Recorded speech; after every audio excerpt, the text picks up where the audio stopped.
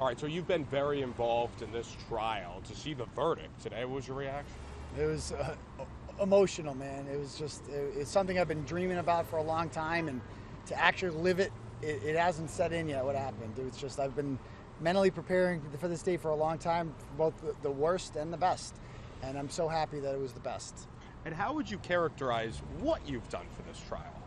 I'd like to think I've shined a spotlight on it, you know, with my journalism and my activism with this.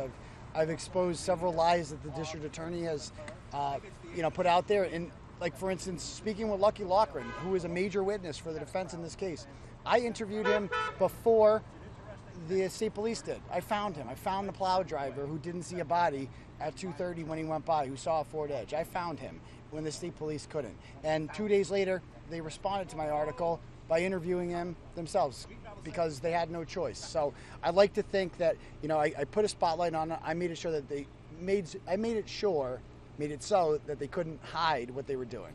Now, in a lot of cases, a lot of high-profile cases, we haven't seen the social media outreach that we saw in this case. Do you feel that you're responsible in some way for the verdict today? I think I had a little to do with the social media aspect of it. I don't know about the verdict because these are 12 impartial jurors who made this decision. But I'd like to think that some of the evidence that was presented to them in court was a result of my journalism and my influence and my activism online. And so in that regard, and just spreading the word about it, man. Like, I've been doing standouts. We put up billboards all over Norfolk County for Free Karen Reed.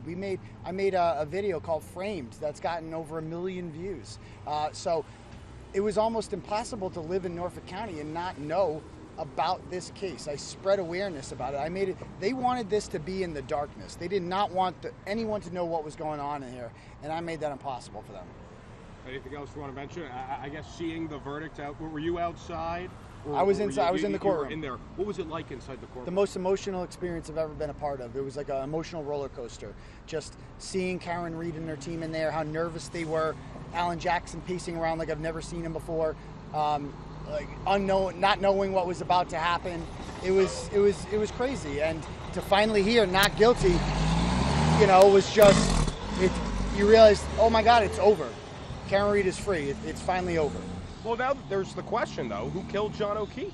I know who killed John O'Keefe. The people inside Brian Albert's house did. I don't know who exactly delivered the fatal blow, but Brian Albert was in there, Colin Albert was in there, Brian Higgins was in there, and the dog was in there. And quite frankly, every single person inside that house who has remained silent is just as guilty as the people who delivered the fatal blows to John. They did it. Anything else worth mentioning? Nope. I think we're good. Thank you very much.